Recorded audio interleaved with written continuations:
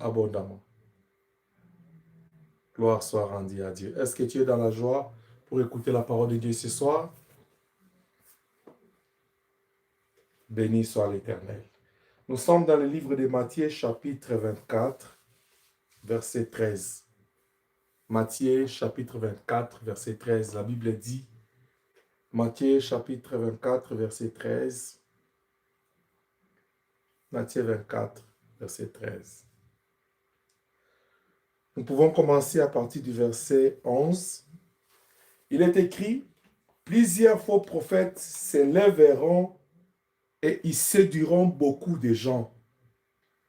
Et parce que l'iniquité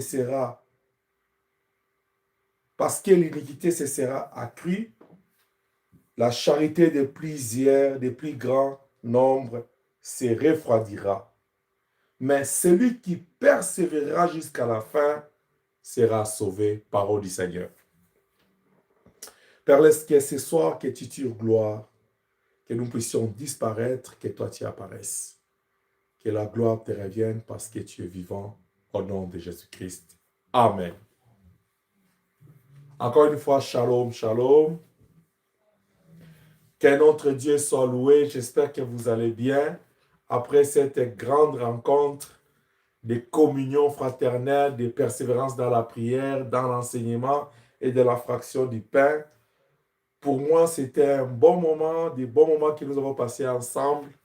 Et ça me manque déjà. J'ai hâte de les retrouver très prochainement. Je ne sais pas si tel est le cas pour toi. Je bénis aussi Dieu pour tout ce qu'il a fait parmi nous dans cette retraite. Mais je suis seulement inquiet pour toi qui n'étais pas là parce que tu as raté des bons moments. C'était vraiment des bons moments. Est-ce que quelqu'un qui était là peut témoigner que Dieu est bon? Amen. Dieu est bon, Elohim est bon. Il a organisé toutes choses. Il nous a déplacés de nos domiciles. Il nous a gardés pendant notre séjour. Et il nous a raccompagnés dans nos maisons. Que le nom de l'Éternel soit béni.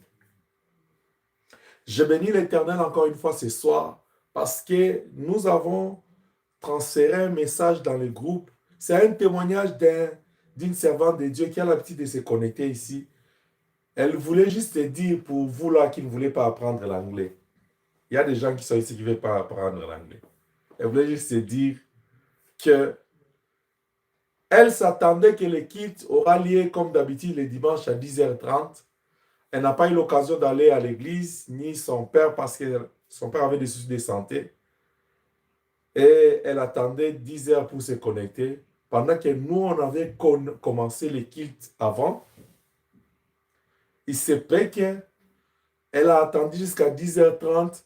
Ça coïncidait au moment où la prédication était vers la fin, mais aussi, il y avait des témoignages. Elle était réconfortée. Les petits moments qu'elle a passés avec nous en ligne, elle était réconfortée.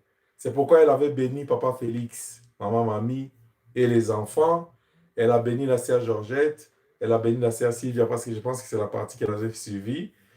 Je lui ai dit elle doit aller réécouter les messages sur notre chaîne pour entendre aussi les témoignages de la sœur Inès et l'ambiance qui avait caractérisé cette dernière journée de notre rencontre. Alors pour toi qui étais là, que Dieu te bénisse. Pour toi qui avais manqué, la prochaine fois, il faut être là parce que Dieu continuera à nous visiter et parce qu'il est bon. Ce soir, nous voulons rentrer dans notre thème.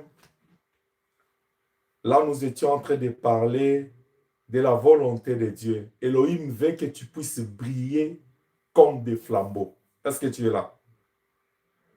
La volonté de Dieu, il veut que tout enfant de Dieu brille. Pas comme un flambeau, mais comme des flambeaux. Et tout au long des mois de juin, non, juillet, août, début août, nous avons eu à parler, à toucher quelques points. Papa Eric qui nous a parlé comment briller dans la grâce et dans la connaissance. Papa Félix Bishop nous a aussi parlé. Et ce soir, j'aimerais continuer parce que nous voulons aller toucher à l'aspect comment briller dans l'intimité avec Dieu. Ce soir, nous voulons vraiment comme parler de comment briller dans l'intimité avec Dieu. Et comme nous l'avons dit lors de la retraite, l'intimité avec Dieu, c'est ça même la vie spirituelle. Cette relation que l'homme a personnellement, il entretient avec Dieu, il construit avec Dieu dans les secrets. Cette intimité, cette vie intime, secrète avec Elohim, le Dieu créateur. Et Dieu veut que nous puissions briller dans l'intimité avec lui. Papa Eric, nous avons démontré que l'intimité, le fait de briller, l'apôtre Paul voulait juste dire aux chrétiens que vous devez exceller, vous devez prospérer, vous devez grandir. Bien aimé, le souhait de Dieu ce soir, Elohim veut que tu puisses prospérer, exceller dans ton intimité avec lui, dans ta relation avec lui, dans ta vie spirituelle. Est-ce que je parle à quelqu'un? Nous avons dit à la retraite que la vie spirituelle est notre intimité avec Dieu. Et c'est Dieu-là, il souhaite que nous puissions exceller en tous égards. 3 Jean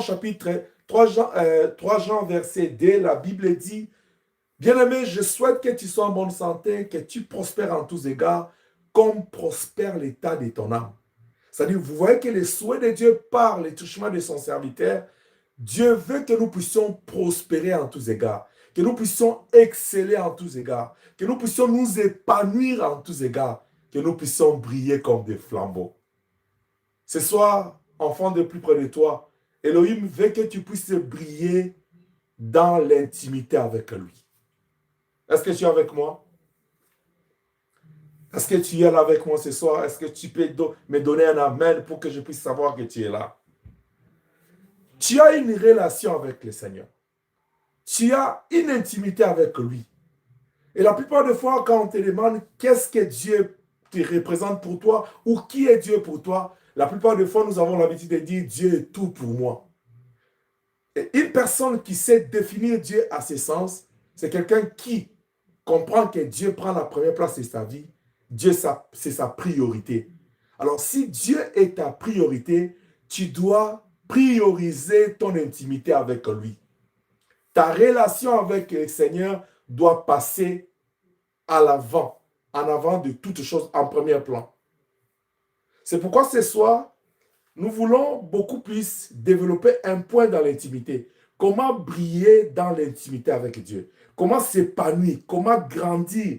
Comment mûrir cette intimité avec Dieu? La première des choses, je vais parler de 4 domaines dans lesquels nous devons exercer notre excellence pour aller briller dans l'intimité avec Dieu. La première des choses, pour ce soir, l'homme de Dieu Matthieu, il nous parle dans Matthieu chapitre 24, verset 13, il dit, malgré qu'il y aura des faux prophètes qui vont venir, malgré qu'il y aura ces faux prophètes, ils vont séduire plusieurs dans l'église. Il dit, pour toi qui es intime du Seigneur, pour toi qui es en intimité avec Dieu, pour toi qui tiens à ta relation avec le Seigneur, l'homme de Dieu Matthieu, il te dit, mais celui qui persévérera jusqu'à la fin sera sauvé.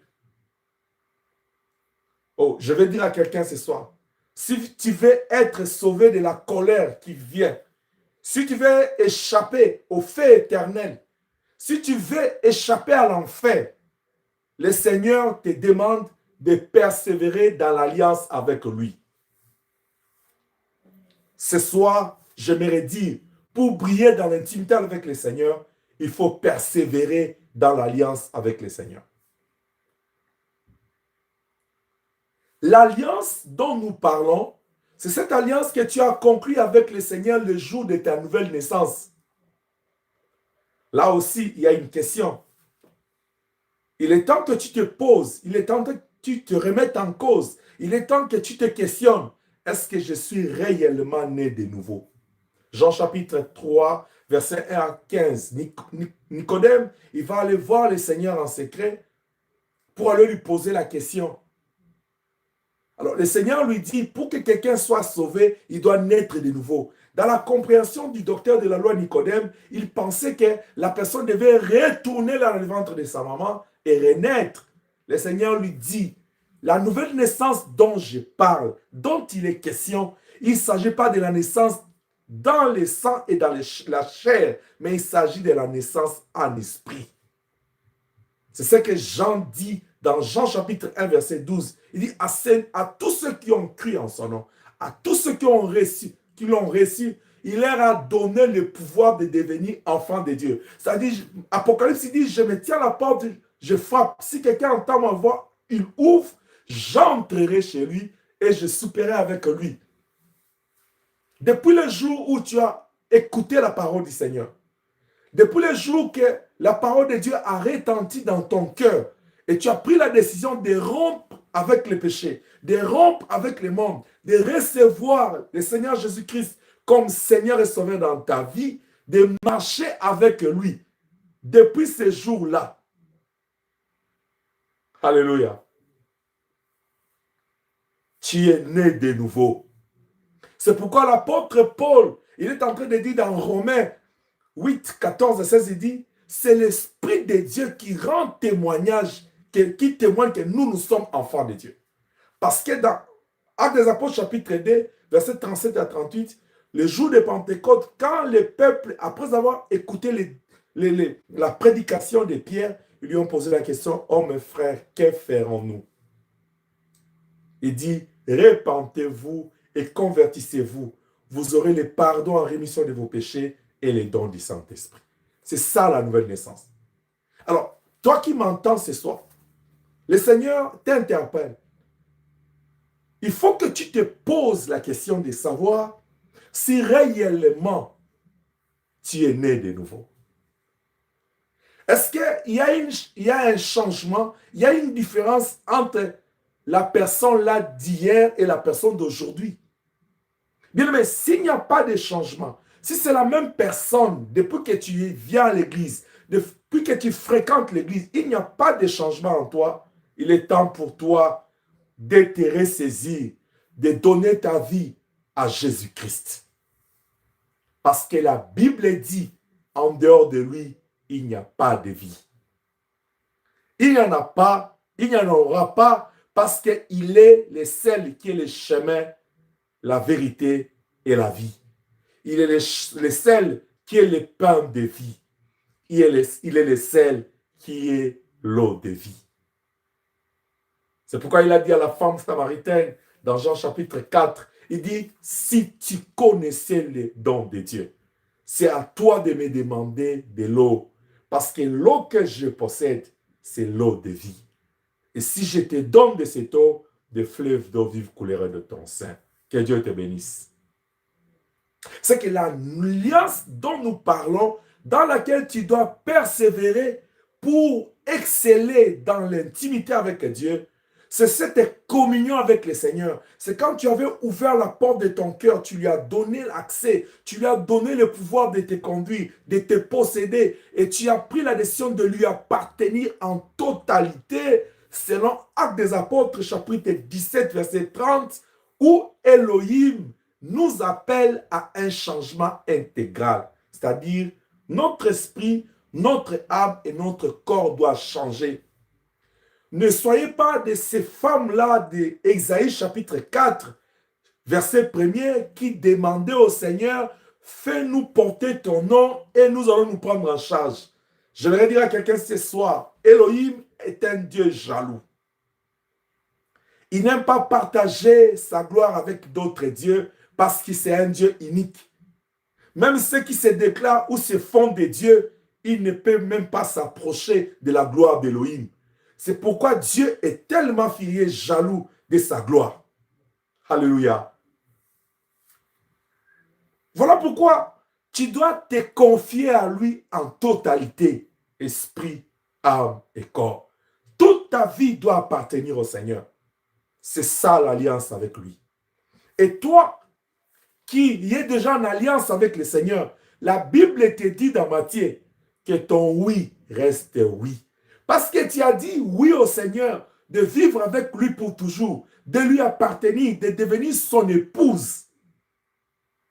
Ne fais pas la femme de l'autre. Ne regarde pas en arrière. Tu risques de devenir une pierre de sel. Parce que le Seigneur t'appelle d'avancer avec lui. Toi qui avais dit oui au Seigneur, et parce que tu as dit non au péché, tu as dit non au monde, tu ne dois pas revenir sur ton nom. tu dois rester fidèle à ta décision de rompre avec toute chose. La nouvelle naissance, c'est cette sortie d'Abraham dans Genèse chapitre 12, quand le Seigneur te dit, sors de ta famille. Il y a des gens qui pensent être nés de nouveau, qui sont à l'église, mais ils sont encore attachés à leur famille. Ils sont encore attachés. Ils privilégient beaucoup plus, ils avantagent beaucoup plus ces choses. Ils sont attachés. Ils sont jusqu'au point où de vanter les noms de leur famille. Je te décourage ce soir. Je ne te dis pas d'haïr ta famille. Je te dis, demande pas d'abandonner ta famille. Au contraire, la première des choses que tu dois faire, c'est que tu as reçu de Dieu, tu dois les confier à ta famille. Tu dois transférer la grâce. C'est pour ça que Dieu t'a appelé. Pour que tu commences à transférer la grâce de Dieu, à témoigner la grandeur de Dieu, d'abord dans ta propre famille. Mais tu dois te séparer des traditions, des coutumes de ta famille. Tu dois te séparer de toutes les réalités spirituelles de ta famille. Tu dois apporter la lumière de Dieu dans ta famille. Tu dois éclairer ta famille. Tu dois te préoccuper pour le salut de ta famille. Dieu a demandé à Abraham de quitter son clan, de quitter sa tribu, sa nation. Nous devons nous libérer de la puissance des ténèbres. Nous devons nous libérer des traditions et des coutumes qui ne cadrent pas avec la parole de Dieu. Mais nous devons apporter la lumière de Dieu dans nos familles. Que Dieu nous bénisse. C'est pourquoi je disais l'alliance conclue avec Elohim. Nous parlons de la nouvelle naissance. Et nous te conseillons, toi qui es en retard, de faire vite. Car le monde est à son dernier virage. Le monde est presque à son déclin.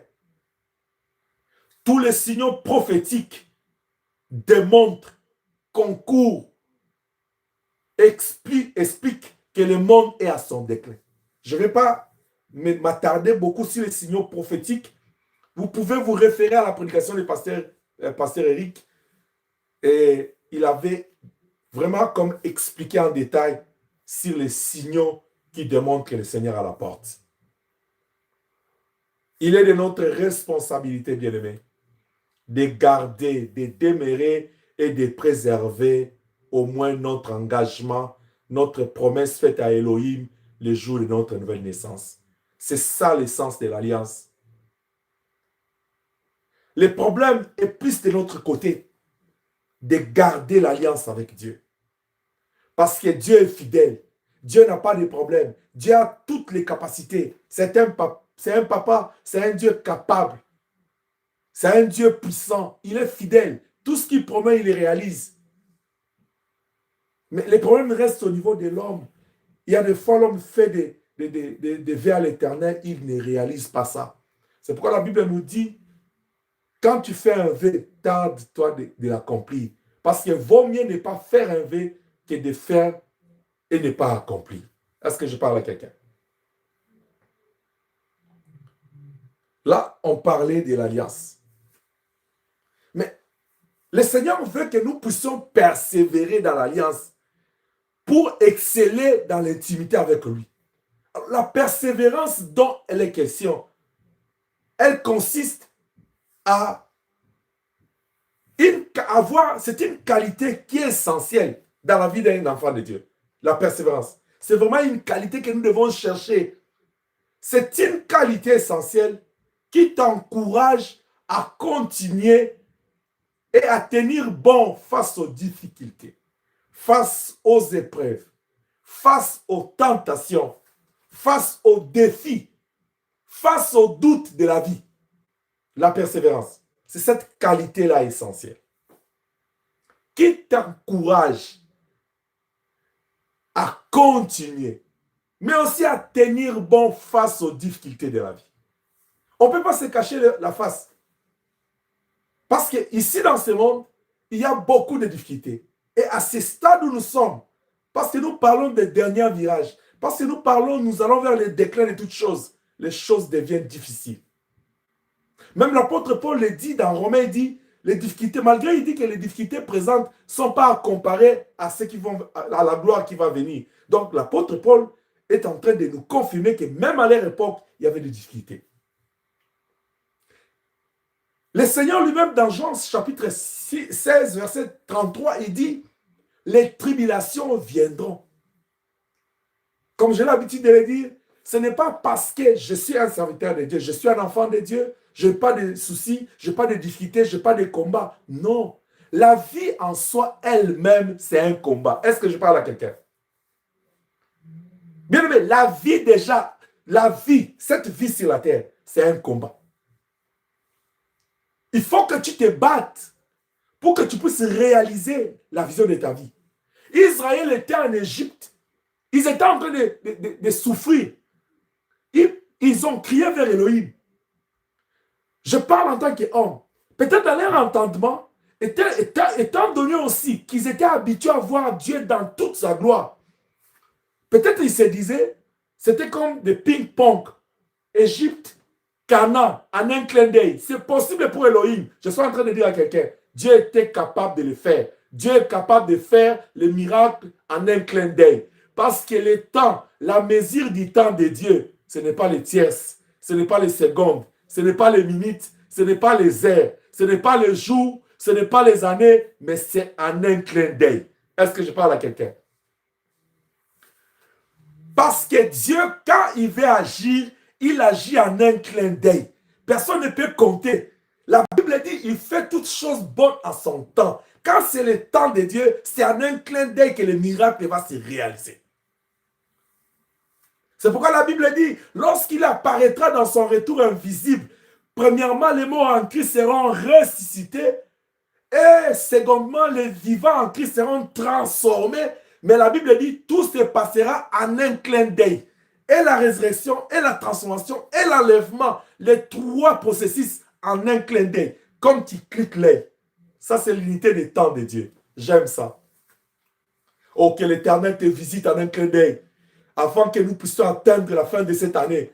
Que le miracle de Dieu visite ta maison là où tu es, au nom puissant de Jésus-Christ.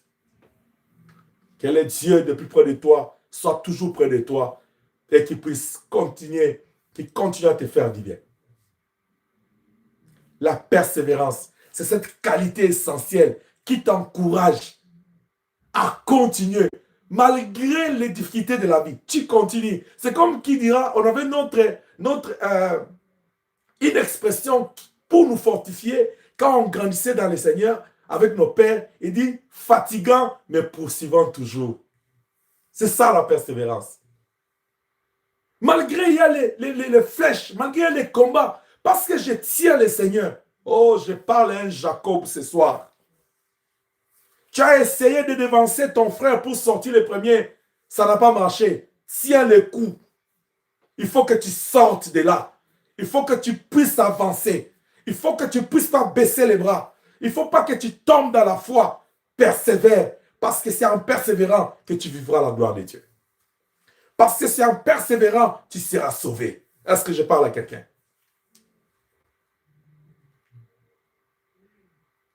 Cette force-là qui t'encourage à continuer, qui t'encourage à tenir bon devant les épreuves. Il te dit, tiens bon. Même quand la femme vient et te dit, Job, insulte Dieu et puis meurs. Bon, si au moins, tu pouvais me dire, insulte Dieu, après tu seras guéri. Ça peut faire un peu de sens, non-sens. Parce que tu ne peux pas insulter Dieu. Mais au moins, tu me dis que non, tu me rassures, après, il y aura qu'un changement. Mais toi, tu me dis de l'inciter de mourir. C'est-à-dire, je blasphème contre Dieu, je meurs physiquement et je meurs spirituellement. C'est quoi la finalité de ma vie? C'est-à-dire, tout ce que Job avait investi pour lui. Waouh! Tout ce qu'il avait investi pour ses enfants. Est-ce que quelqu'un m'entend ce soir? Tout ce qu'il a investi pour sa famille. Le diable vient au travers de sa femme pour chercher à détruire, à égorger, à voler tous ces biens-là en l'exhortant en disant, insulte Dieu et tu vas mourir. Gloire soit rendue à Dieu parce que Job, c'était un bien-aimé du Seigneur. Il a dit, tu parles comme une insensée. Bien-aimé, ne sois pas insensé. Parce que l'esprit que le Seigneur a logé dans ta vie, c'est un esprit d'intelligence et une haute intelligence. Et tu dois comprendre l'amour de Dieu dans ta vie. C'est pourquoi persévère, prends courage. C'est pourquoi il a dit à Josué, il dit fortifie-toi, prends courage. C'est-à-dire, lève-toi, persévère, sois courageux. Même quand tu as vécu un échec dans ta vie, même si c'est une déception, même si c'est une perte, même si c'est quelque chose, tu as perdu quelqu'un de très important dans ta vie, même si tu n'as plus espoir, mais je vais te dire une chose. La Bible dit, maudit soit celui qui se confie à l'homme. Ne mets jamais ta confiance dans l'homme.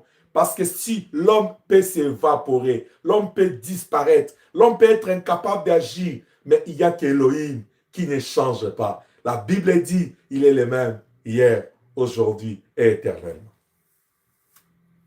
C'est pourquoi tu dois persévérer. Tu dois prendre du courage à continuer, à tenir bon devant les difficultés, devant les épreuves, devant les tentations. Il arrive que les doutes s'installent en toi. Même cet homme de Jean-Baptiste, celui pour qui le Seigneur avait rendu témoignage, il dit de tous ceux qui sont nés de la femme, il n'y a pas plus grand que Jean-Baptiste. Mais les doutes s'étaient installés dans le cœur de Jean-Baptiste. Celui-là qui avait montré au peuple et dit, voici l'agneau de Dieu qui ôte les péchés du monde. Ces jours-là, Jean-Baptiste avait été envahi par les doutes. Il a envoyé ses disciples aller d'abord demander à cet homme, est-ce que c'est vraiment lui le Messie? Il m'arrive de se questionner, est-ce que vraiment j'ai prié? Est-ce que Dieu vraiment a écouté ma prière? Est-ce que je suis au bon endroit? Est-ce que le Seigneur me connaît? Tu vas même plus loin, tu te comportes comme les gens de Jean chapitre 9. Tu commences à te dire, est-ce que ce que je vis, c'est à cause de mes péchés? Tu commences même à aller les chercher dans les malédictions de 3e et de 4e génération. Est-ce que c'est les péchés de mes parents? Oh, j'aimerais te dire que les doutes ne puissent pas te terrasser. Ne laisse pas les doutes envahir ton cœur. Car ton cœur, c'est là où la gloire de Dieu doit être remplie. C'est là où tu dois loger l'espoir. C'est là où tu dois loger la foi en Dieu. Parce que la Bible dit, sans la foi, il est difficile de lui être agréable. Que Dieu te bénisse. Ne laisse pas les doutes envahir ton cœur. Mais garde la foi. Garde la patience. Quelqu'un qui est persévérant, c'est celui-là qui garde la foi. C'est celui qui tient la foi. Bien aimé, j'aimerais te dire ce soir une chose. Dans ta vie en tant qu'un héros, c'est la foi ou rien. Alléluia. Est-ce que tu peux dire avec moi, c'est la foi ou rien? Hébreux chapitre 11, verset 6, il dit, sans la foi, il est difficile de lui être agréable. Parce qu'il faut que celui qui s'approche de Dieu croit que Dieu existe. La foi, c'est la monnaie que nous devons posséder pour aller acheter les miracles dans les marchés de Dieu. C'est ça ma définition. Dans ma folie de la foi, c'est comme ça que j'ai défini la foi. C'est-à-dire, si tu t'amènes au marché de Dieu, le marché de Dieu, c'est Apocalypse chapitre 4. Quand Jean a vu que le ciel s'était ouvert et il a vu un trône, c'est-à-dire Dieu nous a ouvert sa présence. Nous entrons par la grâce, mais au moyen de la foi. Tu ne peux pas accéder dans la présence de Dieu et sortir avec quelque chose sans la foi. Déjà, le fait de venir dans sa présence, tu dois déjà croire que je vais dans la présence de Dieu. Mais dommage parce que beaucoup de gens, ils viennent dans la présence de Dieu par habitude. Il y a une accoutumance qui se crée dans la montée vers la présence de Dieu. Parce qu'ils savent que non, aujourd'hui c'est mercredi, 18h on a l'enseignement, si je ne suis pas là, papa va se demander, il sera mécontent. Non, cultive ton intimité avec Dieu, c'est ce qui est très important. Que Dieu te bénisse. Que Dieu te bénisse. Tu dois garder ta foi. Celui qui persévère, la chose qu'il fait en continuant à tenir bon, il tient dans la foi. Sinon, il n'y aura pas une différence entre moi et la personne qui ne prie pas, pour ne pas dire les païens, entre toi et celui-là qui ne connaît pas Christ. Mais souviens-toi, La Bible parle d'une bénédiction spéciale. Elohim a dit, je mettrai une différence entre ceux qui me servent et ceux qui ne me servent pas. Est-ce que tu es avec moi? Pour servir Dieu, il faut croire en lui. Il faut faire confiance en lui. La foi, c'est la chose que tu dois tenir. Quand Job traversait toutes ces choses-là, même quand ses amis l'exhortaient, il leur a dit, je suis conscient que je n'ai pas péché. Moi, mon problème, je veux voir Dieu. Je veux savoir comment ça s'est arrivé. Parce que dans ma conscience, tout est calme. Je vais discuter avec mon père. Même quand sa femme vient dire, et si Dieu, tu vas mourir, il dit, oh, j'ai béni l'homme de Dieu, Daniel. On dit, mange ça, il dit, je ne peux pas. Je sais en qui j'écris. Tu vois que j'étais dans la fosse au lion. Il dit, vous me jetez dans la fosse au lion, mais moi, j'ai le véritable lion en moi. Mais vous me jetez dans la fosse. Mais à moi, j'ai le véritable lion. Oh bien-aimé, la Bible dit dans 1 Jean 4,4, celui qui est en toi est plus fort que celui qui est dans les mondes. Ne t'inquiète pas, ne doute pas de ton Dieu. Fais confiance à Elohim, c'est un Dieu redoutable. C'est lui le créateur. Quand j'étais allé tenir le séminaire à Lubumbashi, il y a une de mes collègues médecins qui me dit, mais je t'ai entendu pendant ta prédication, tu répètes seulement Elohim, Elohim, Elohim. J'ai dit, j'aime l'appeler comme ça, parce que c'est le verbe, c'est le Dieu créateur. Je me sens bien. Ça fait sa différence avec d'autres qui s'appellent des dieux. Parce que je me rappelle dans mon pays, il y avait un soi-disant homme qui se disait Dieu. Quand on lui demande, tu es devenu Dieu depuis quand? Il dit depuis 1980. Mais les journalistes lui posent la question. C'est qu'avant 80, il n'y avait pas de Dieu dans ce monde. Il dit, ça, c'est pas mon problème. Moi, je sais, je crois à un Dieu qui n'a ni commencement, ni fin. Voilà la différence avec Elohim. C'est lui qui appelle à l'existence les choses qui n'existent pas comme si ça existait. Quand ça, comme bon lui semble, quand ça lui semble bon d'appeler la lumière, il dit que la lumière soit et la lumière fit. Quand ça lui semble bon de m'appeler à l'existence, il dit cette fois-ci, je ne vais pas appeler par la parole, mais je ne vais pas seulement parler, mais travailler. Faisons l'homme à notre image. Un Dieu qui me crée à son image. Pourquoi ne pas l'aimer? Pourquoi ne pas l'aimer? Je vous avais dit le dimanche, je dis quand vous allez sortir, les gens vont vous envier, ils vont voir que vous brillez. Demandez à papa Félix. Je sors le dimanche, je vais aller m'asseoir dehors. Il était la première personne qui me dit, papa, comment tu es en train de briller comme ça? Moi je dis, mais qu'est-ce qu'il y a? Il dit, non, non, non, non. C'est pas. Je lui dis, qu'est-ce qu'on a dit à l'église? Qu'est-ce que le pasteur avait dit? Nous tous nous sommes concernés. J'arrive à la maison, je te dis, je suis déjà rendu à plus de 5 personnes qui me disent, je suis en train de briller. Mais je ne suis pas encore arrivé. Je te dis, je vais aller chercher Étienne. Que Dieu te bénisse. Tu dois garder la foi. Tu dois garder la patience. Tu dois t'appliquer à la prière. Quand tu persévères là, tu gardes la foi, tu es patient. Pourquoi tu dois cultiver la patience? Si tu vois dans le livre de Galates chapitre 5, tu verras que parmi les fruits de l'esprit, il y a la patience. Un enfant de Dieu sans patience, c'est un problème. C'est un dégât. C'est un problème pour l'Église. Même pour lui-même, même pour sa famille, même pour la société. La patience, c'est comme un frein dans la vie. Est-ce que tu parles à quelqu'un? Demandez à la fille de quelqu'un, quand elle était au volant, que les freins n'étaient plus soumis à elle. Qu'est-ce qui s'est passé? Bien aimé, elle peut bien vous dire, quand tu manques la patience, c'est comme si tu conduis une voiture sans frein. La patience, c'est le frein de ta vie chrétienne, de ton intimité avec Dieu, dans l'alliance avec le Seigneur. Quand tu es patient là, tu vois quand le cœur veut douter, quand le cœur veut arriver au bout, toi tu stoppes. Tu dis non, je connais ce Dieu. Je ne peux pas douter de lui. Je le connais.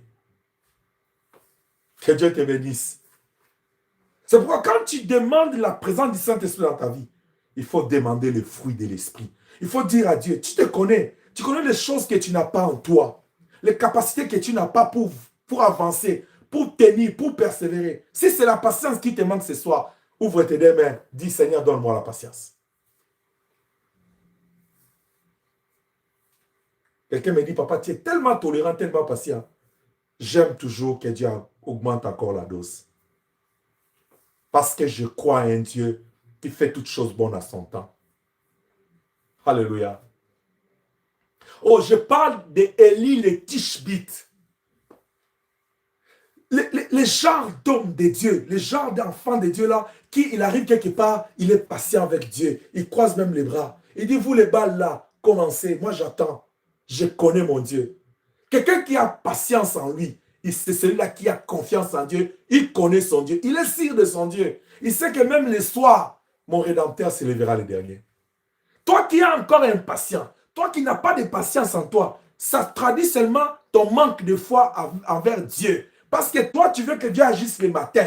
Tu penses que Dieu est le Dieu des matins. Je vais te dire et te rappeler. Elohim, le Dieu créateur, c'est le maître des temps et des circonstances.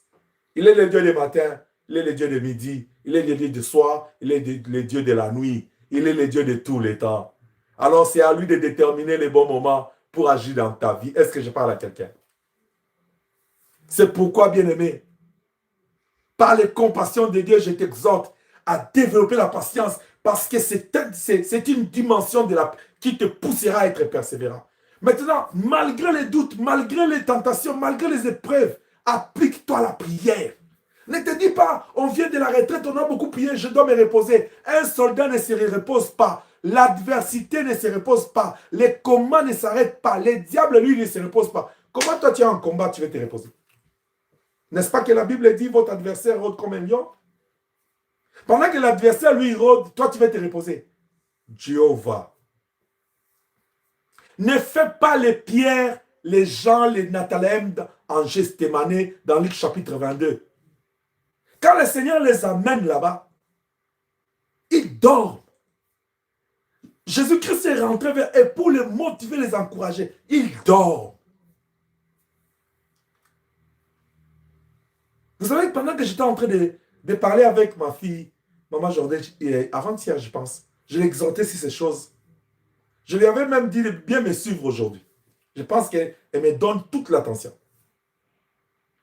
Vous savez qu'est-ce qui se passe? La Bible dit, le Seigneur amène les 11 à Gethsémani. Où était parti le 12e? C'était Judas. Il est déjà dans ses affaires, dans ses copes. Il va aller trahir le Messie. Toi qui as l'habitude de laisser la présence de Dieu pour aller dans tes copes là, ne sois pas de la race de Judas. Il s'arrive à 11 dans les jardins comme d'habitude. Cette fois-là, le Seigneur, il prend 8, il laisse dans le parvis. Il approche avec 3 dans les lieux saints. Il dépose 3. Il dit, aujourd'hui dans les lieux très saints là, je vais aller moi-même. Parce que je vais aller clôturer les cycles des lieux, des parvis, lieux saints, lieux très saints. Je vais traverser ça moi-même parce que je vais en finir avec ce processus. Quand il arrive là-bas, comme le nouveau sacrificateur, le souverain sacrificateur, il est entré une fois l'année avec le sang pour aller plaider pour tous les péchés de l'année, lui, il entre. La Bible dit, il entre avec la prière. Parce que le souverain sacrificateur devait entrer avec le sang et faire la prière. Jésus entre avec la prière. Mais on demande, où est l'agneau? Où est le sang? L'agneau, c'était lui-même. Il arrive dans les lieux très saints, lui-même l'agneau, il fait la prière. Oh Jéhovah, regarde ce qui se passe. Pendant qu'Elohim, le Dieu créateur, était sur son trône en train d'attendre les sacrifices uniques pour clôturer le processus de la sacrificature de l'Ancien Testament qui consistait en ce que chaque personne, quand il pêche, il doit amener un animal qu'on devait égorger. On devait arrêter avec ça parce que l'animal n'enlevait pas le péché mais couvrait le péché. Mais où est l'agneau? Comme Isaac avait demandé à son père, où est l'holocauste? Lui-même, il est entré dans les saints. Parce qu'au même moment, il était sacrificateur selon l'ordre de Melchisédek, mais il était aussi agneau. Voilà comment il se comporte comme agneau. La Bible dit, il commence à prier. Gloire au Seigneur. Pendant qu'il prie encore. Il prie encore, il commence à transpirer. Jusque-là, tu vas me dire, moi aussi quand je prie, je transpire beaucoup. Vous êtes au même point avec l'agneau.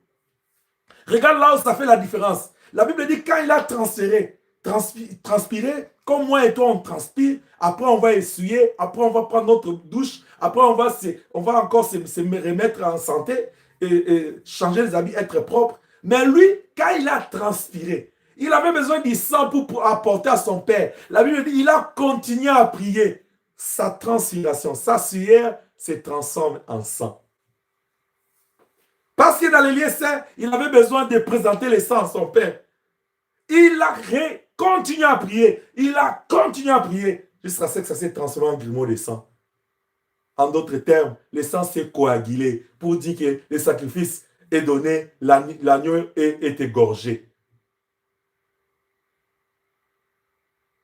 Quand il s'élève, je me pose la question, réfléchis avec moi. Jésus-Christ s'élève, n'est-ce pas? Il va vers les disciples. Mais la Bible dit que toute sa figure s'était transformée en sang et en grumeau de sang. Quand il a allé vers les disciples, là, il a essuyé ça. C'était parti où? Même quand il est réveillé là, il dit, veillez et priez afin que vous ne tombez pas en tentation. Ils n'ont pas vu sa figure. Qu'est-ce qui s'est passé là? Est-ce que tu réfléchis avec moi? Il y a des gens aujourd'hui, ils sont dans un sommeil spirituel insupportable par Elohim. Ils sont dans une distraction insupportable. Même quand la gloire de Dieu vient vers eux, ça ne les réveille pas. Jésus vient 2 fois vers les disciples. Il dit, réveillez, priez afin que vous ne tombez pas en tentation. Il vient encore, il se plaint. Il dit, vous n'avez pas pu prier veiller avec moi 1 heure. Il était dans quel état? Aujourd'hui, tel que tu es dans ta maison là, si vers minuit, 2 heures, tu te réveilles pour prier, tu vois une personne qui entre dans ta maison avec le sang partout. Tu vas fuir dans ta propre maison. Mais comment les disciples, ils n'ont pas oh Dieu. Je me demande, le Seigneur, est-ce que quelqu'un réfléchit avec moi? Comment? Comment tout ce que tu vis dans ta vie, ça ne te révolutionne pas, ça ne te réveille pas? Il y a des gens, il est en train de traverser des souffrances, mais il s'affaiblit dans la souffrance. Il traverse cette difficulté, il s'affaiblit. Réveille-toi, toi qui m'écoutes cet après-midi. Réveille-toi, parce que le Seigneur, il a transféré, et après sa transpiration, est devenu sang. En fait, la Bible dit c'est devenu grumeau de sang. Tu ne peux pas même ça ne peut pas cliquer sur ton esprit pour que tu prennes conscience. Tu vois tout autour de toi, les choses ne marchent pas. Le diable ne fait que détruire ta vie, voler, égorger. Toi qui es en train de manger, de ronfler, de dormir, et tu es là en train de te distraire. Oh, enfant de Dieu, nous devons exceller dans la persévérance. Nous devons exceller. Parce que le Seigneur en a besoin. Nous devons vraiment exceller. Nous devons exceller dans la persévérance. Je vais te dire 3 choses ce soir pour terminer. Les 3 raisons qui doivent te motiver à persévérer dans l'alliance avec Elohim. Les 3 raisons qui doivent t'animer, qui doivent te caractériser, qui doivent baser, sur lesquelles doit se fonder ta persévérance à Elohim. La première des choses. Bien-aimé, nous avons un grand, écoute-moi très bien, nous avons un grand et sérieux rendez-vous avec Elohim, avec l'époux dans les airs. La première raison qui doit te pousser à persévérer dans l'alliance, dans l'intimité avec Dieu, c'est pour ce grand rendez-vous et sérieux. C'est un rendez-vous grand, mais c'est aussi sérieux. Vous savez en quoi c'est grand? Parce que c'est l'époux qui vient prendre son épouse. Dans ce monde, s'il y a des fêtes pour lesquelles les gens s'investissent, s'il y en a, il y a les fêtes de mariage. Est-ce que tu es d'accord avec moi? Mais si les gens se cassent à 1000 morceaux, ils envoient de faire pas des invitations pour préparer leur mariage. Et puis le mariage avec Elohim. Demandez aux autorités de ce monde, les rois, les princes, les présidents, leurs familles, quand ils font des fêtes, c'est qu'ils organisent, c'est sérieux. Si tu reçois l'invitation d'un président, même dans sa fête d'anniversaire, tu trouves ça, tu prends ça avec considération. Mais moi et toi, Église, nous avons un grand rendez-vous, un rendez-vous sérieux avec l'époux dans les airs. Ce que l'apôtre Paul nous a dit, c'est que l'homme de Dieu a appelé le retour invisible de l'époux. Parce que ce n'est pas tout le monde. Waouh! En quoi c'est grand? En quoi c'est sérieux? Parce que c'est un rendez-vous qui ne concerne pas tout le monde. Je vais parler les langages des hommes. C'est une rencontre VIP. Où ce n'est pas n'importe qui est invité. Mais est-ce que tu comprends? Oh, j'aimerais que quelqu'un me dise, je suis un enfant de Dieu, je ne suis pas un chien. Ah, c'est cette rencontre-là de VIP. C'est que moi ici, qui était tiré de la poussière de la terre, Elohim me donne l'avantage d'aller entrer dans sa gloire. Il dit dans Jean 14, il dit, je m'en vais vous préparer une place parce qu'il y a plusieurs demeures dans la maison de mon Père. Si cela n'était pas ainsi, je n'aurais pas dit. Celui qui parle, il est fidèle. C'est pourquoi je l'aime. Il promet, il réalise. Bien aimé, il vient bientôt. Comme il vient bientôt, nous avons tout intérêt à persévérer. Gloire au Seigneur. Un Jean, il te dit, les convoitises des yeux, l'orgueil de la vie, les convoitises de la chair sont les choses de ce monde. Comme le monde va passer, ces choses-là passeront. Il n'y a que la parole de Dieu qui ne passe pas. Tu dois persévérer dans l'alliance parce que tu ne dois pas tomber dans les convoitises des yeux de la chair et l'orgueil de la vie, parce que ces choses-là passeront pour aller être consommées dans le feu éternel. Mais il n'y a que ceux qui donnent leur vie, qui investissent dans le ciel, que l'époux viendra pour eux. Il dit, je reviendrai vous prendre. Là encore, je ne vais pas aller loin, parce que nous avons parlé de l'enlèvement avec tous les avantages. Souviens-toi des 4 couronnes. Tu ne veux pas porter la couronne? Oh, je vais parler à une dame qui est là. Toi qui t'es déjà marié, tu as fait ton mariage. Si on te disait que non, le jour de ton mariage, tu ne vas pas porter la couronne, il n'y aura pas de voile, qu'est-ce que tu allais dire? Toi qui se prépare, tu veux te marier. Si on te dit le jour de ton mariage, là, tu ne vas pas porter de voile ni de couronne sur la tête, qu'est-ce que tu vas dire? Oh non, j'aimerais encourager l'Église à persévérer dans l'alliance, à continuer à se battre, parce que nous sommes dans un combat perpétuel avec les diables, qui ne veut pas que nous puissions avancer. Mais parce qu'il sait qu'il y a un rendez-vous sérieux, un rendez-vous qui est grand pour les bien-aimés du Seigneur. Est-ce que je parle à quelqu'un? Bien, mais nous avons un grand rendez-vous. Et ces rendez-vous-là, c'est sérieux avec l'époux. Dans les airs. Nous n'avons plus assez de temps, bien-aimés. Éphésiens le dit dans Éphésiens 5,15. Il dit, rachetez le temps car les jours sont mauvais. Donc, nous n'avons pas de temps à perdre. Si tu ne le sais pas, nous n'avons pas de temps à perdre. Parce que le diable, il sait qu'il n'a pas le temps à perdre. C'est pourquoi il est en train d'agir. C'est pourquoi Paul dit, le ministère de l'iniquité agit déjà. Le diable va t'amener même dans la précipitation. Il va même précipiter des choses. Il va même accentuer la douleur dans ta vie pour t'amener à perdre la foi. Que les doutes ne puissent pas prendre le dessus sur toi. Que toi, tu domines sur toutes ces choses au nom puissant de Jésus-Christ. Le Seigneur reviendra certainement. Mais ce que nous devons faire, nous devons nous comporter comme les vierges, les 10 vierges sages. Pour que, quand le Seigneur arrive, que nous ne puissions pas nous perdre. Quitte dans le sommeil, toi qui dors comme les apôtres. Même quand tu regardes ta vie physique, ta vie physique n'est même pas impactée. Il n'y a pas... Quand on regarde juste ta vie, c'est Ikabod, la gloire n'est pas là. Juste à cause même de ta vie physique. Avant que nous puissions même toucher la vie spirituelle, touchons même la vie physique. Tu regardes ta vie. Est-ce que ce que tu vis, c'est ce que tu veux? Bien aimé, ne nous cachons pas de figures, de faces. Ne fais pas semblant. Quand ça ne marche pas, ça ne marche pas. Remets-toi en cause, pose-toi la question. Quand tu trouves à ton niveau, tout est correct, tu es en parfaite communion avec Dieu. Dérange Elohim. Où sont passés les Jacob? Les gens qui vont tenir Dieu. Souviens-toi de ce que nous avons dit à la retraite. Il s'appelait tenir au talon. C'est-à-dire, lui, sa vie était définie par, il devait être parasite. Pour vivre, il devait dépendre. Pour être béni, il dépendait de la bénédiction de son frère. Tout. Mais quand il a lutté contre Dieu, on a changé son nom, on dit maintenant lutter contre Dieu. Ah, la vie c'est un combat. Maintenant je ne vais plus dépendre aux gens, je vais maintenant me battre. comme je me suis battu avec Dieu et j'ai remporté la victoire, c'est que la vie, c'est rien. Oh, je suis en train de dire à quelqu'un, si tu arrives à vaincre les diables, la vie, c'est rien. Parce que celui qui complique ta vie, c'est le diable. Or, le diable a été vaincu à la croix. Tout ce que tu dois faire, reste en intimité avec Dieu. Ton combat, c'est le combat de Dieu. Que Dieu puisse combattre à ta place.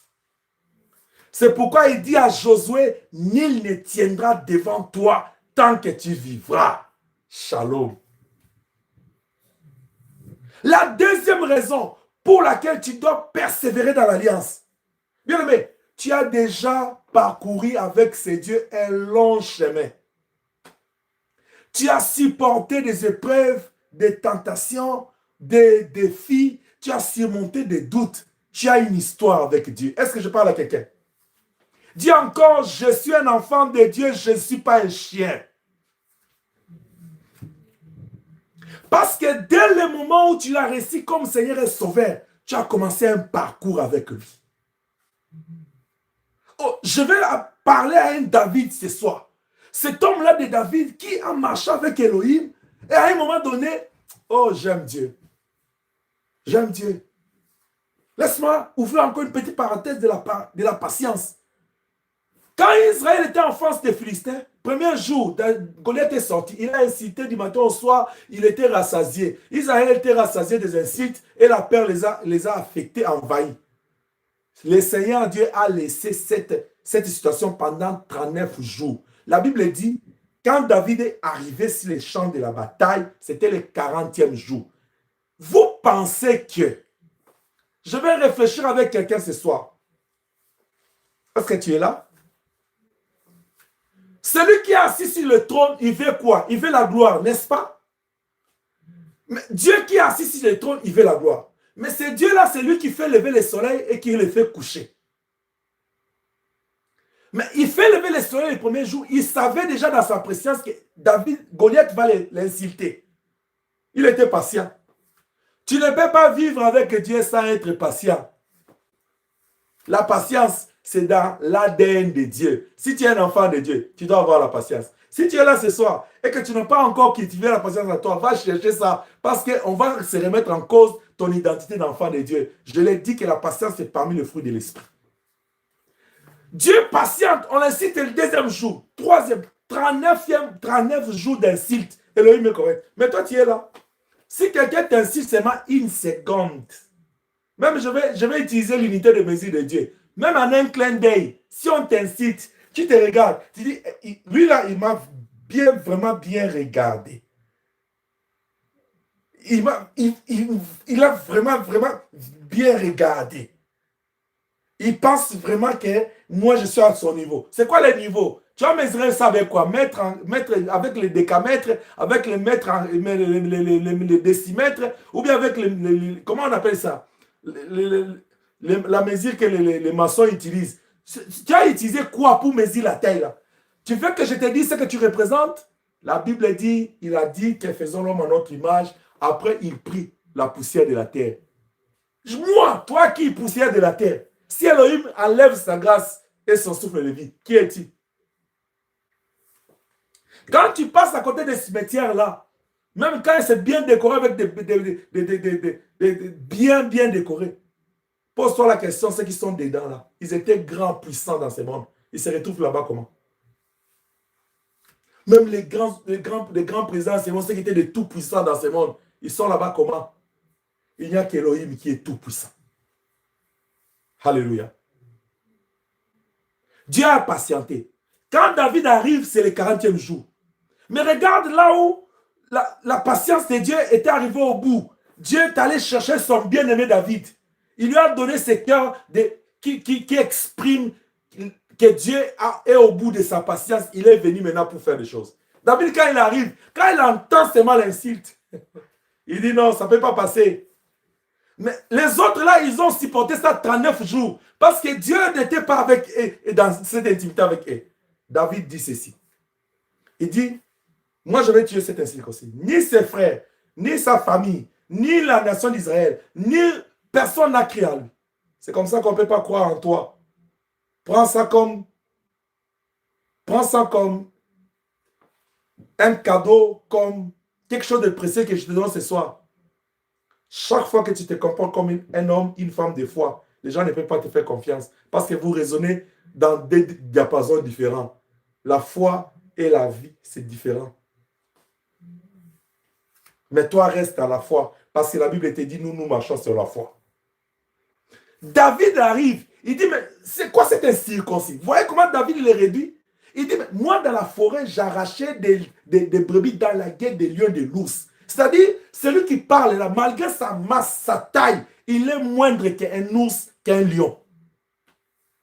Oh, je suis en train de dire à un héros ce soir, c'est toi qui aggraves tes problèmes, c'est toi qui dramatises. Apprends à réduire en ayant tout ce que tu vois. Minimise cela, élève Jésus-Christ. Il n'y a que Jésus-Christ qui doit être élevé dans ta vie. Il n'y a que lui qui est grand. Il n'y a que lui qui est redoutable. Tu as déjà fait un long chemin avec Dieu. Tu as tout intérêt à persévérer. D'où nous sommes venus, c'est rester loin. Où nous allons, c'est proche. Cours, avance, persévère et n'abandonne pas. Est-ce que je parle à quelqu'un? La dernière chose que j'aimerais te dire, tu ne peux pas abandonner dans l'alliance. Tu dois persévérer parce que dans Luc chapitre 22, verset 31 à 32, le Seigneur regarde Pierre. Il dit, Pierre, le prince de ce monde te réclame. Pourquoi il te réclame? C'est-à-dire, quand tu ne m'avais pas encore rencontré, tu étais sous leur contrôle. Moi, je suis venu te délivrer. Ils ont perdu ton contrôle, mais ils te réclament parce que dans la généalogie de ton père ou de ta mère, ils avaient fait des choses, ils t'ont sacrifié, ils ont sacrifié les sangs. Mais moi, comme je suis venu te libérer, je priais pour toi. J'ai dit au prince des ténèbres, tu ne lui appartiens pas. Je suis en train de dire à un héros ce soir, ne doute pas, ne laisse pas le doute envahir ton cœur. Ne laisse pas la souffrance te terrasser. Avance, n'abandonne pas. Parce que d'où tu es venu, c'est loin. Tu as déjà fait des expériences avec Dieu. Celui qui a fait hier dans la forêt avec David, il fait aujourd'hui devant Goliath. Il va faire avec Samson, il a fait avec Enoch. C'est celui-là qui a fait avec Moïse devant la mer rouge. Il est le même hier, aujourd'hui, éternellement. Tu as les signaux que Dieu opère dans ta vie. Tu as les signaux que Dieu t'aime. Ne relâche pas. Parce que le diable qui a échoué hier, là, il est très en colère. Oh, je suis en train de dire à quelqu'un. Il fallait même que le diable puisse t'avoir les années d'hier. Là, il était moins en colère. Quand tu l'as échappé, tu l'as énervé. Quand tu l'énerves, quand tu chasses les démons, tu envoies le feu, tu les énerves. C'est-à-dire, à ce stade où nous sommes arrivés, ne fais pas, fais gaffe, ne laisse pas le diable t'avoir. Écoute ce que le Seigneur dit. Le prince des mondes des ténèbres te réclame. Il ne dit même pas pour t'avoir, il dit pour te cribler. Il dit cri. Tu sais ce que ça signifie cribler? C'est comme quand tu vois au moulin de maïs, nous recueillons les farines de maïs ou de manioc. Mais quand on jette les morceaux là, la machine crible. Broyer, c'est encore bien. Mais le diable voulait cribler, les rendre rien. C'est-à-dire, c'est ça la colère que le diable a pour toi. Il ne donne pas chaque jour, il ne fait que rôder. Toi, tu ne donnes pas assez. Bien aimé, je t'encourage. Ne lui donne pas accès. Je t'avais dit, pour lui donner accès, c'est le péché. C'est les forces de la mort. Dans les forces de la mort, je t'avais cité la colère, l'amertume, la haine, le stress, toutes ces choses-là. Le sommeil, la distraction, évite ces choses. Confie-toi à l'Éternel. Ne relâche pas, parce que le diable, il est furieux. Ne sors même pas de la bande du Seigneur. Parce que s'il te... Les jours... Bien aimé, je suis en train de prier le Seigneur que tu ne relâches pas. Parce que les jours, si tu fais gaffe, les diables, même s'il a les doigts, juste les doigts de ta vie. Dans nos pays là, il y a des maladies sorcellériques qu'on appelle même basse. Je ne sais pas comment je peux dire ça, mais c'est ça les noms dans notre dialecte. C'est-à-dire, c'est comme l'éléphantiasiste. On te jette ça partout. Mais les gens, ils peuvent te jeter ça même au doigt. Tu vois que ça commence à gonfler le doigt et ça monte. Donc, ça dit, ne laisse même pas au diable même les doigts. Quand tu pries là, trempe tout ton être dans le sang. Oh, je suis en train de prier que le sang de Jésus couvre ta vie. Qu'il couvre la vie de ton mari, de ta femme, de ta maison. Qu'il couvre ton argent, qu'il couvre ton travail, qu'il couvre ta santé, que tout entier, tout ton être, tout ce que tu possèdes soit gardé dans le sang. En Jésus-Christ, dans les lieux célestes à la droite de Dieu. J'ai conclu mon message de ce soir pour te dire, j'ai pris ces dieux Elohim, j'ai pris ces dieux fidèles de te fortifier. de te donner le courage, de te donner la détermination pour que tu continues à persévérer dans l'alliance. Je dis à un héros d'hier, comme David, toi qui as vaincu avec Dieu, toi qui as expérimenté la gloire de Dieu hier, dans la forêt, de ne pas perdre courage à cause de ce que tu vis aujourd'hui, à cause de ce que tu vois aujourd'hui, mais de t'élever, n'abandonne pas, ne perds pas espoir. Elohim est de ton côté. Elohim, d'abord, il est ton Dieu créateur, il est au contrôle. Ensuite, il est de ton côté. C'est juste une question de temps. Or, même pour question de temps, c'est Elohim qui gère les temps. Tout ce que tu dois faire, accroche-toi dans la foi, persévère dans la prière, persévère à accomplir la volonté de Dieu, grandis dans la connaissance, sers le Seigneur, ne laisse pas la fatigue t'envahir. Fais toutes choses à son temps, parce que la Bible te dit chaque chose à son temps. Quand il faut dormir, dors. Quand c'est le temps de prier, prie. Si c'est le temps de jeûner, jeûne. Si c'est le temps de combattre, combat dans la prière. Que la paix de Dieu, que la grâce de Dieu t'affecte là où tu es. Que la paix de Dieu, que la grâce de Dieu t'affecte. Que le Seigneur commence à te donner la victoire sur les doutes qui t'envahissaient. Qui te donne la victoire, le contrôle sur la souffrance. C'est pourquoi David dit dans Psaume 23, il dit, même quand je traverse l'ombre de la vallée de la mort, je persévère, je n'ai aucune crainte, je ne laisse pas les doutes m'envahir ni la peur, parce que je sais qu'il est avec moi. Qu'Élohim soit avec toi, même dans la fournaise ardente que tu traverses, même dans la force au lion, même devant Goliath. Oh, je suis en train de prier que Dieu te fortifie. Parce que je suis son serviteur. Il a dit, tout ce qui sort de ma bouche, il l'accomplit. Je proclame ta sécurité spirituelle ce soir, au nom puissant de Jésus-Christ.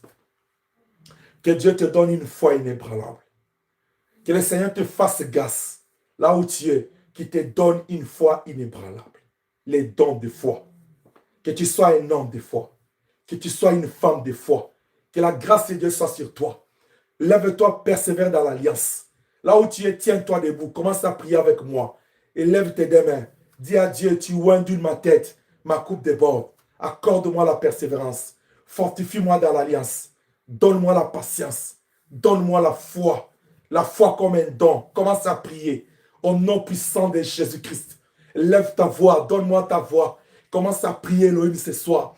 Que la grâce de Dieu soit sur toi. Oh, je te prie. Je te prie Elohim. Je te prie, Seigneur fidèle, à répandre ta grâce au milieu de nous. La Bible dit, après avoir dit toutes ces choses, il souffla sur eux. Il dit, recevez le Saint-Esprit. Recevez le Saint-Esprit là où vous êtes. Recevez le Saint-Esprit. Recevez le Saint-Esprit. Que la puissance liée à cette parole vous visite dans le nom de Jésus-Christ. Que Elohim, le Dieu créateur, vous fasse du bien. Que le Dieu de toute grâce soit votre Dieu. Que la grâce de Dieu vous soit favorable. Soyez tous bénis là où vous êtes. Soyez bénis. Même vous tous qui me suivez en direct, soyez bénis. Que la grâce de Dieu vous soit favorable. Que la paix de Dieu vous affecte dans vos vies et dans vos familles. Que le Seigneur de gloire vous visite. Que Dieu Tout-Puissant soit avec vous. Jéhovah, tu es puissant. Jéhovah, tu es grand. Jéhovah, tu es redoutable. Éternel, tu es merveilleux. Sanctifie la vie de ce peuple. Sanctifie ce temple. Sanctifie les familles. Oh Jéhovah, que tout celui qui était venu, parce qu'il est accablé par les souffrances, par les combats, par la maladie, que la puissance de la restauration descende, afin de donner la force à l'âme, à l'esprit encore, pour persévérer dans la foi, dans l'alliance. Que le Seigneur guérisse ton esprit, ton âme et ton corps. Que la paix de Dieu t'affecte. Au nom puissant de Jésus. Au nom puissant de Jésus. Au nom puissant de Jésus-Christ. Au nom puissant de Jésus-Christ. L'orabasheke. Et la cara santa place. Et la rabasheke la cora santa. Dans le nom puissant de Jésus-Christ. Dans le nom puissant de Jésus-Christ. Dans le nom puissant de Jésus-Christ. Père, merci pour ce soir. Agrée nos offrandes. Bénis la suite du programme. Bénis la suite de la journée de la semaine. Nous bénissons jeudi, vendredi, samedi, dimanche. Et nous bénissons quiconque. C'est dans le nom puissant de Jésus. Nous avons ainsi prié. Et l'Église dit 3 fois Amen. Est-ce que tu peux donner des acclamations fortes pour le Seigneur? Parce qu'il est bon, parce qu'il est vivant, parce qu'il ne change pas, parce qu'il est redoutable. Que Dieu soit béni, que Dieu soit glorifié. Nous remercions Dieu pour ce soir. Nous excusons pour les débordements du temps parce que nous voulons terminer ces points Les dimanches, nous allons parler de comment exceller dans la sanctification. Parce que dans l'intimité avec Dieu, le second point que nous voulons parler, exceller dans la sanctification, briller dans la sanctification. Alors, je t'invite à te connecter dimanche